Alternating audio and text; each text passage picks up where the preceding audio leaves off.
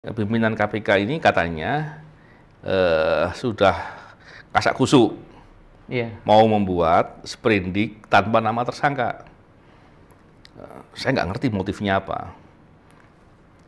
Saya tidak melihat motifnya baik. Saya nggak lihat motifnya baik. Proses penanganan perkara itu tidak boleh dilakukan justru untuk kepentingan di luar dari penegakan hukum, apalagi kepentingan politik dan lain-lain. Apalagi itu bisa digunakan untuk dipakai memeras dan lain-lain, nakut-nakuti, dan itu justru penanganan perkara korupsi yang koruptif. Itu yang berbahaya, dan itu nggak boleh dibiarkan. Sprindik tanpa TSK dan semoga pimpinan KPK tidak nekat, gitu aja sih Pak. Semoga waras, itu yang penting. Kalau nggak waras itu yang bahaya, karena ya rugi kita semua. Betul Pak.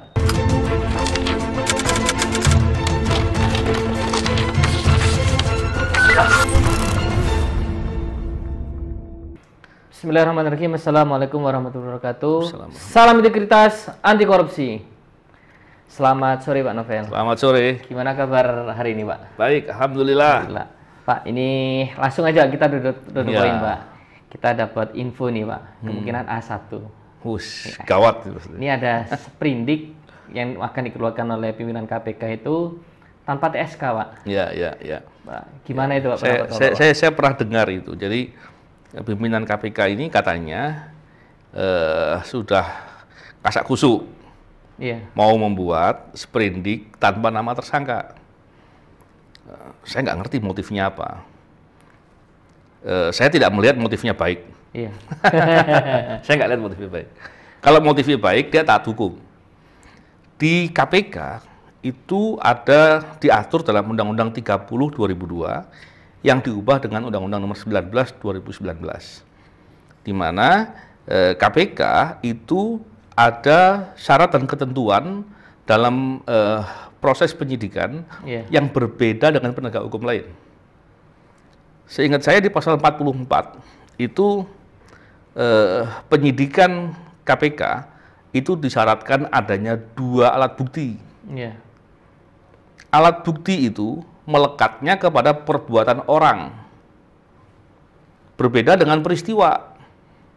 Kalau peristiwa, tidak mungkin melekat alat bukti kepada peristiwa. Contoh, ketika bicara ada orang melempar batu. Ya kan, buktinya dia melempar apa? Kan ditanya. Mungkin ada keterangan saksi, ya, perbuatan orang. Jadi perbuatan orang itu yang dilihat. Dengan menggunakan indikator alat bukti.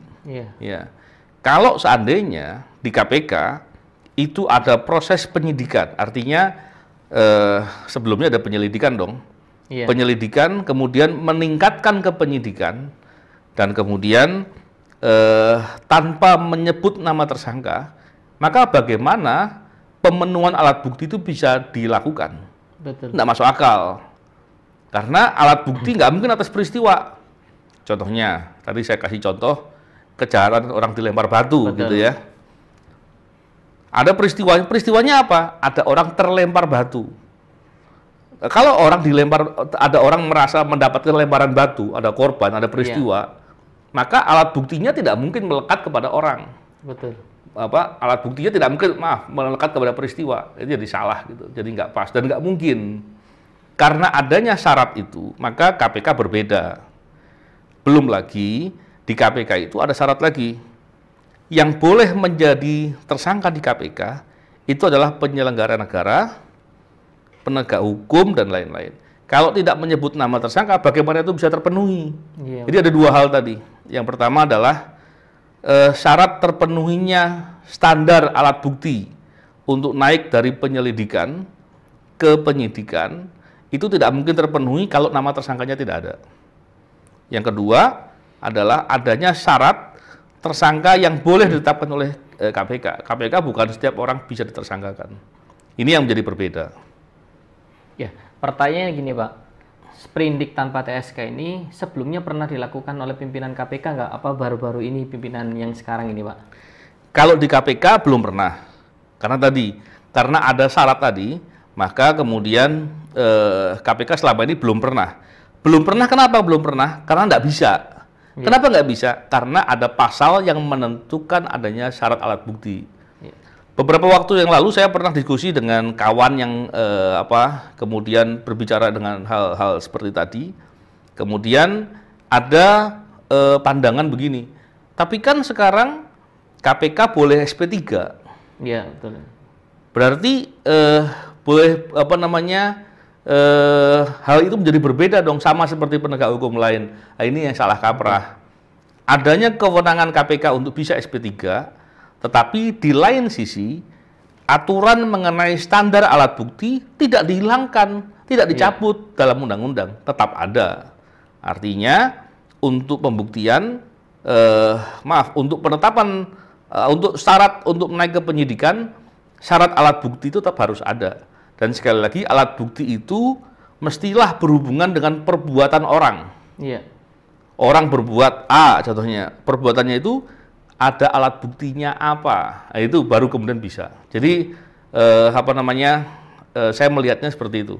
Memang selama ini nggak pernah karena aturannya seperti itu, memang melarang. Yang menarik itu gini Pak, kan ada penegak hukum, kepolisian atau kejaksaan. Sprindik tanpa TSK ini apakah berlaku juga di kepolisian atau di kejaksaan Pak? Jadi begini, saya ingat awal-awal dulu, semua perkara yang di kepolisian dan kejaksaan, penyidikannya, itu selalu ada nama tersangkanya. Belakangan kemudian, pada masa, saya lupa tahun berapa, kemudian ada seorang pimpinan dari Kejaksaan Agung, kalau nggak salah, itu membuat definisi dari pengertian penyidikan. Pengertian penyidikan adalah mengumpulkan alat bukti untuk membuat terang suatu peristiwa pidana, dan kemudian untuk menemukan siapa pelakunya.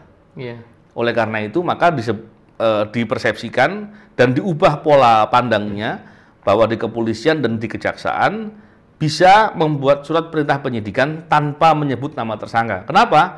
Karena dalam pikirannya mereka,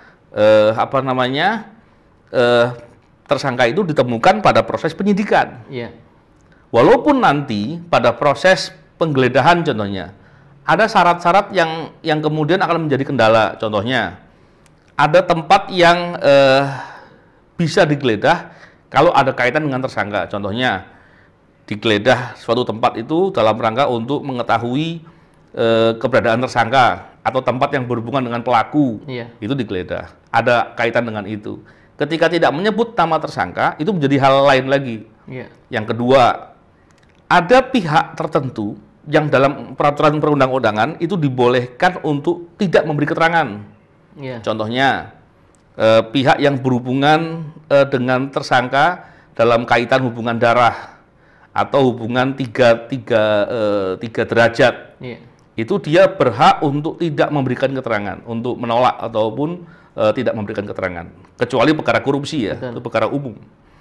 Tetapi di kepolisian dan di kejaksaan tidak ada syarat untuk adanya pemenuhan alat bukti dalam rangka naik ke proses penyidikan. Ini yang berbeda. Nah, jadi di kepolisian dan di kejaksaan, seandainya ada surat perintah penyidikan yang tidak menyebutkan nama tersangka, problematikanya nggak banyak. Ada beberapa hal terkait dengan penggeledahan, terkait dengan pemeriksaan saksi, tapi itu bisa selama ini saya kira di kejaksaan dan kepolisian bisa menyelesaikan dengan upaya-upaya yang dilakukannya dalam proses penyidikan. Tetapi syarat alat bukti tidak ada. Jadi dari penyelidikan naik ke penyidikan tidak disyaratkan adanya alat bukti. Ini yang di kejaksaan dan di kepolisian ya, ini berbeda. Tapi kalau di KPK jelas adanya minimal 2 alat bukti. Gini Pak, sekarang sprindik tanpa TSK ini kan di KPK masih belum, baru ya kemungkinan akan wacana itu kan akan ada. Dan yang kita bahas itu bahayanya bagi atau kerugiannya apa sih Pak jika sprindik tanpa TSK itu diperlakukan oleh pimpinan KPK? Betul, ini pertanyaan bagus sekali. Jadi apabila pimpinan KPK kemudian memaksakan kehendak dengan menabrak aturan hukum untuk membuat sprindik tanpa nama tersangka, ini rentan untuk bisa disalahgunakan, rentan untuk dipakai untuk pemerasan, rentan untuk dipakai untuk mengancam pihak-pihak tertentu.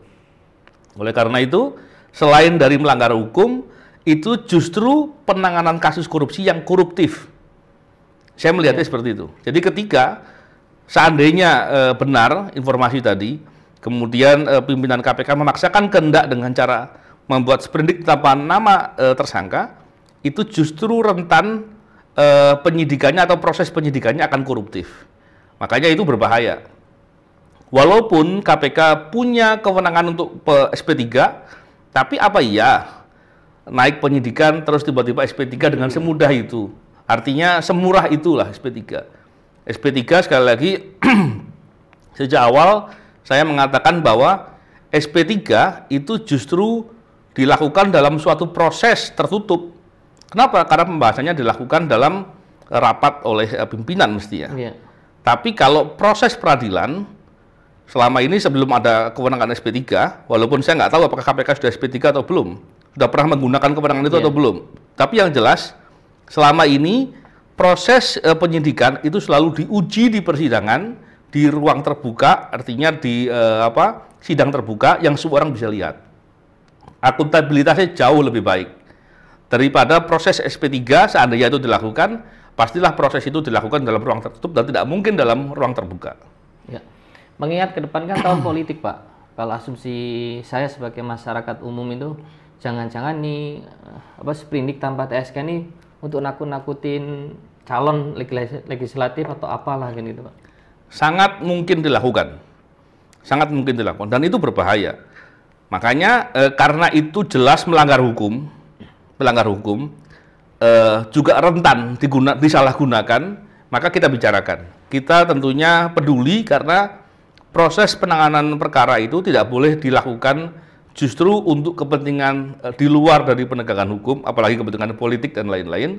Apalagi itu bisa digunakan untuk dipakai memeras dan lain-lain, nakut-nakuti, dan itu justru penanganan perkara korupsi yang koruptif. Iya. Itu yang berbahaya dan itu nggak boleh dibiarkan. Oh, siap, Pak.